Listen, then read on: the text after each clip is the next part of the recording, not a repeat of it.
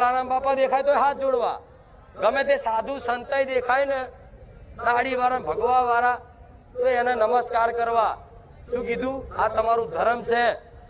આ જે પાલન રાખશે ને એનો ઉદ્ધાર હું સોલંકી પેઢીની રોમવારી મેલડી કરી. આવા વાદ વિવાદમાં પડાય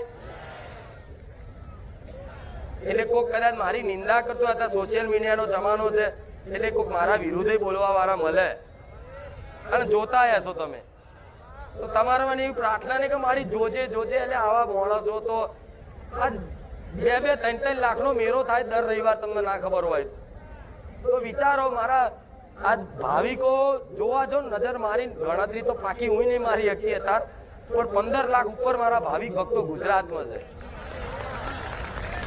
હવે 15 લાખ ભાવિક ભક્તમાં 5 તો વિરોધી હોય કે નહીં એ તો સહન કરો. એટલે આ